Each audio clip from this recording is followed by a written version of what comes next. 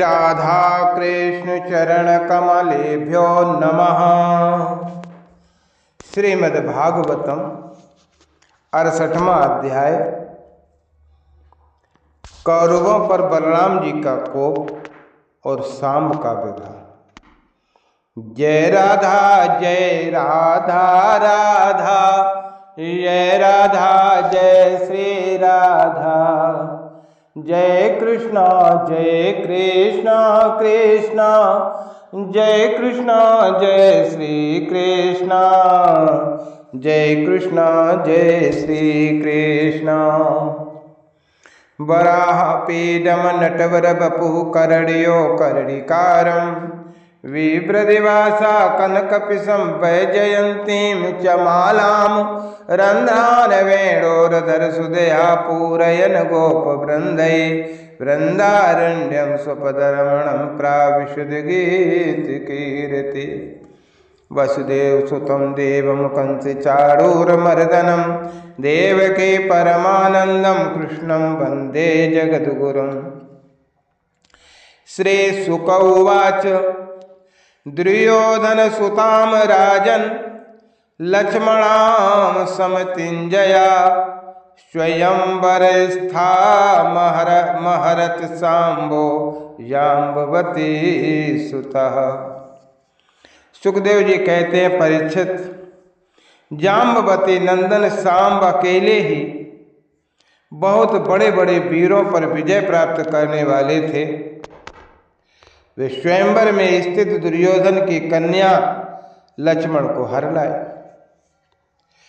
इससे कौरवों को बड़ा क्रोध हुआ। वे बोले, ये बालक बहुत ढीठ है, देखो तो सही, इसने हम लोगों को नीचा दिखाकर बलपूर्वक हमारी कन्या का अपहरण कर लिया। वो तो इसे चाहती भी न थी। अतः इस ढीठ को पकड़कर बांध लो। यदुवंशी लोग रुष्ट भी होंगे तो वे हमारा क्या बिगाड़ लेंगे। वे लोग हमारी कृपा से हमारी ही दी हुई धन धान्य से परिपूर्ण पृथ्वी का उपभोग कर रहे हैं। निगृहीतम सुतम श्रुत्वा यदस्यन्तेह वृषणया भगन दर्पः समम यान्ते प्राणा इव सुसंयतः।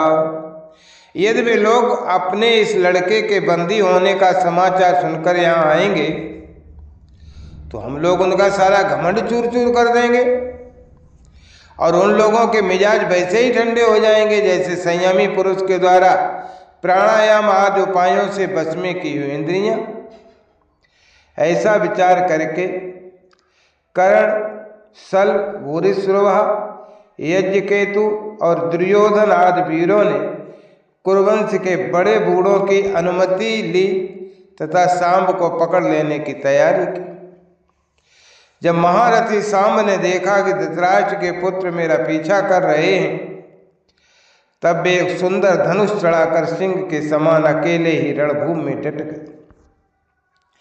इधर कर्ण को मुखिया बनाकर कौरव वीर धनुष चढ़ाए हुए सांब के पास आ पहुंचे और क्रोध में भरकर उनको पकड़ लेने की इच्छा से खड़ा रहे इस प्रकार ललकारते हुए बाणों की वर्षा करने लगे।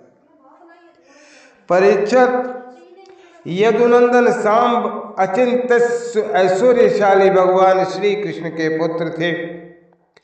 कौरवों के प्रहार से वे उन पर चिढ़ गए, ऐसे सिंह तुच्छ हिरणों का पराक्रम देखकर चिढ़ जाते। सांब ने अपने सुंदर धनुष का टंकार करके कर्ण आदि 6 वीरों पर, जो अलग अलग 6 रथों पर सवार थे, 6 बाणों से एक साथ अलग अलग प्रहार किया।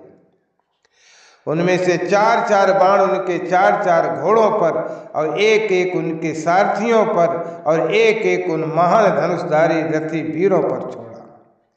सांब के इस अद्भुत हस्त लाघव को देखकर विपक्षी वीर भी मुक्त कंठ से उनकी प्रशंसा करने लगे। इसके बाद उन 6 वीरों ने एक साथ मिलकर सांब को रथहीन कर दिया। 4 वीरों ने एक बाण से उनके 4 घोड़ों को मारा।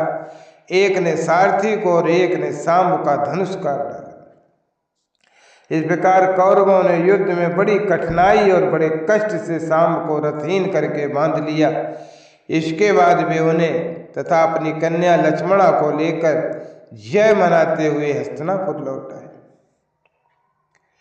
परीक्षित नारद जी से ये समाचार सुनकर यदुवंशियों को बड़ा क्रोध आया। वे महाराज उग्रसेन की आज्ञा से कौरवों पर चढ़ाई करने की तैयारियां करने लगे।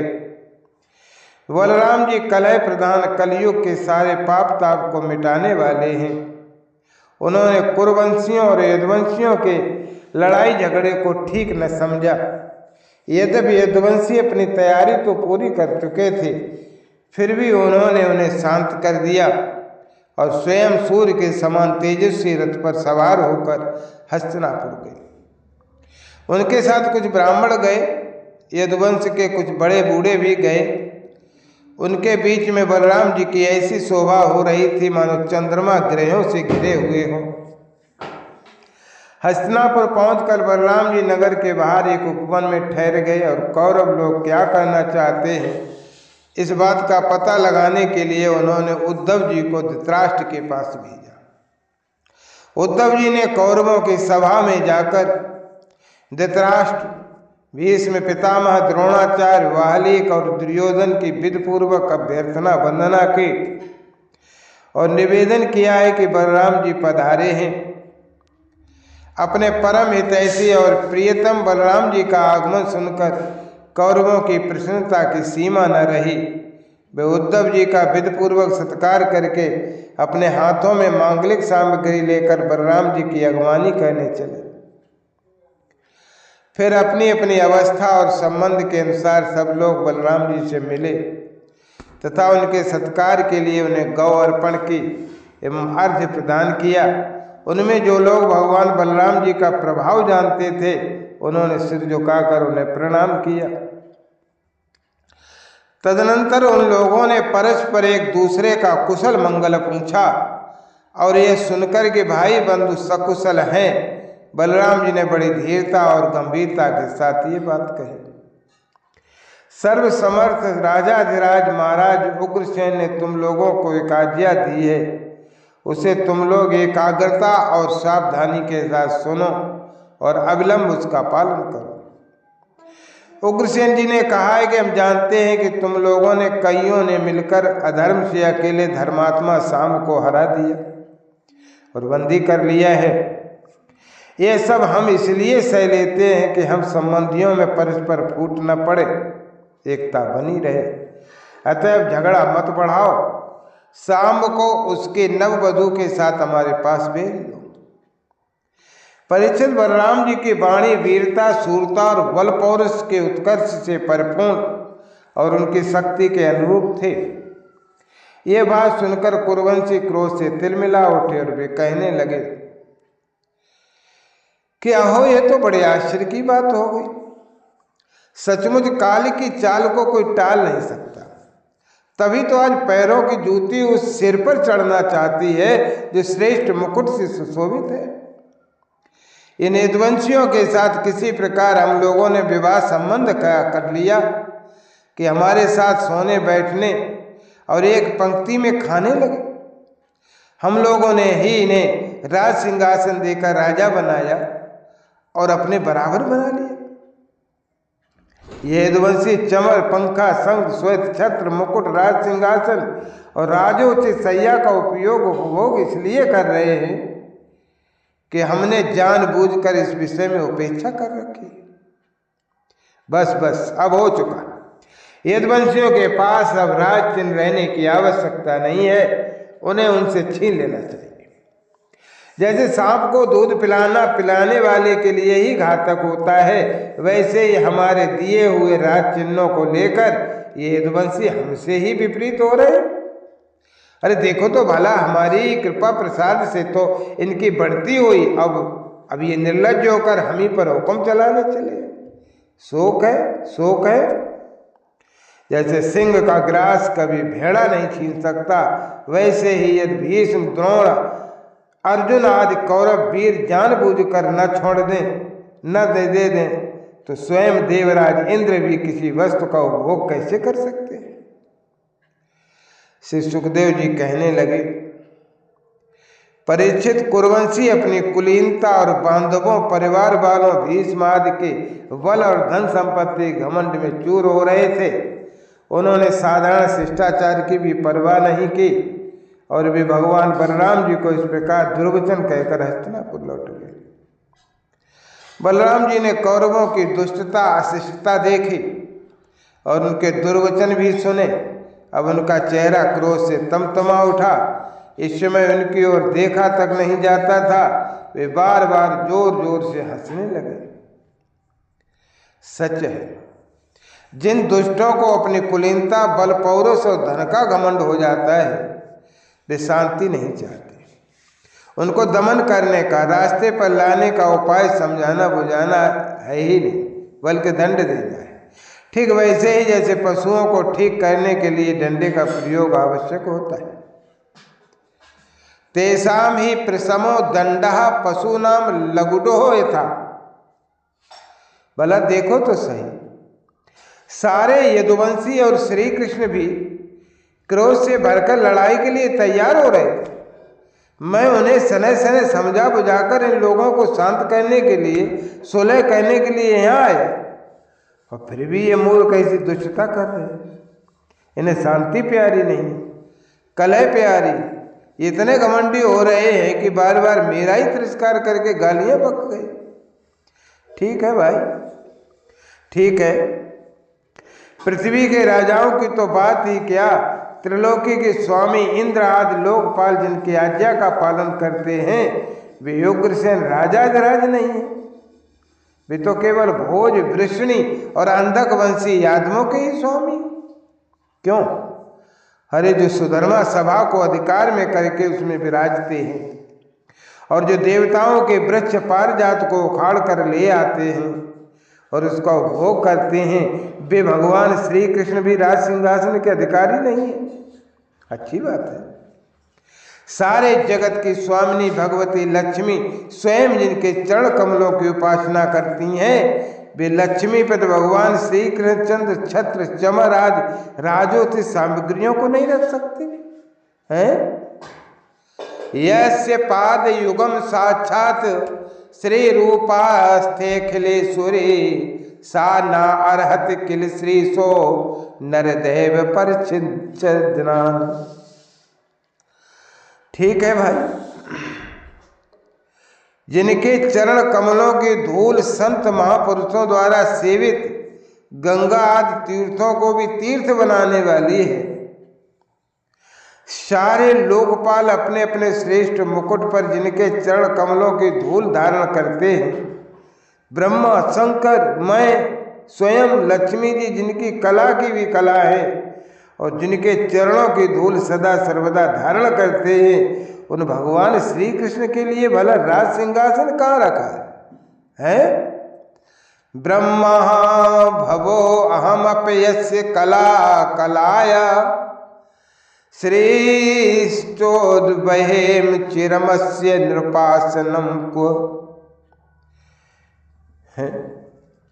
भुंजते कुरुभिर्दत्तम भूखंडम वृषणया किल उपानः किल भयम स्वयं तू कुरुवासिरा। बेचारे यदुवंशी तो कौरवों का दिया हुआ पृथ्वी का एक टुकड़ा भोगते। क्या खूब, हम लोग जूती हैं और ये कुरुवंशी स्वयं सिर है। हाँ, ये लोग ऐश्वर्य से उन्मत्त, ये हो गए घमंडी। कौरव पागल सरीके हो रहे हैं, इनकी एक एक बात कटुता से भरी। वे सिर पैर की बात करते हैं। मेरा जैसा पुरुष जो इनका शासन कर सकता है, इन्हें दंड देकर इनके होश ठिकाने ला सकता है, भला इनकी बातों को कैसे सहन कर सकता है? आज मैं सारी पृथ्वी को कौरवहीन कर डालूंगा। इस प्रकार कहते कहते बलराम जी क्रोध से ऐसे भर गए मानो त्रिलोकी को ही भस्म कर देंगे।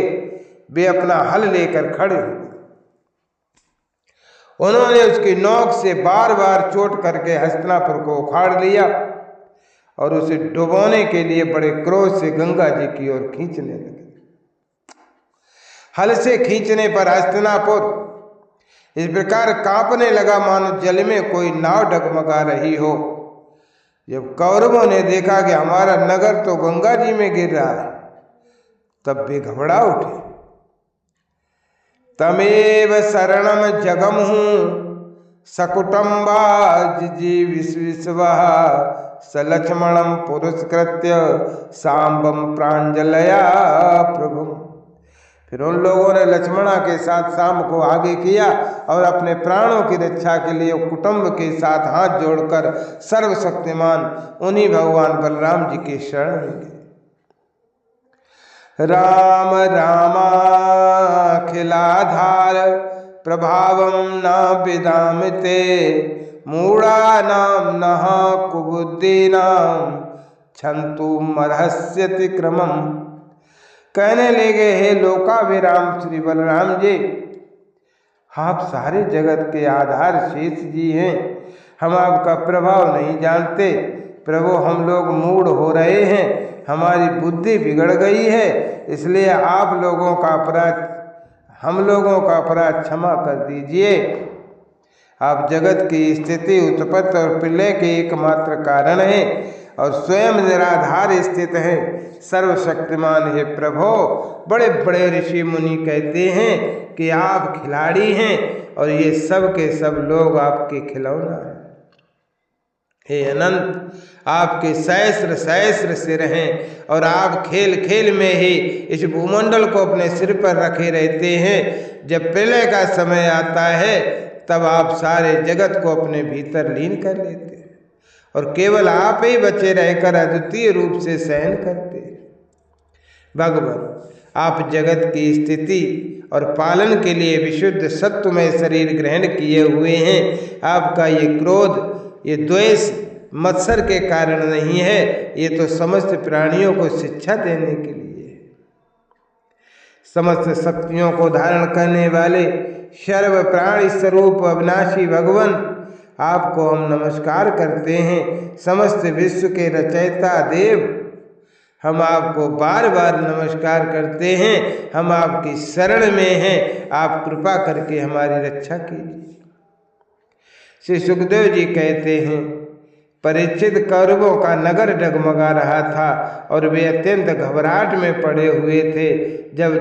जब सबके सब कुरुवंशी इस प्रकार भगवान बलराम जी की शरण में आए और उनकी स्तुति प्रार्थना की, तब वे प्रसन्न हो गए। डरो मत, ऐसा कहकर उन्होंने अभय दान दिया। परीक्षित दुर्योधन अपनी पुत्री लक्ष्मणा से बड़ा प्रेम करता था। उसने दहेज में 60 वर्ष के 1200 हाथी, 10,000 घोड़े, सूर्य के समान चमकते हुए सोने के 6,000 रथ और सोने के हार बन पहनी हुई 1,000 दासियां दी।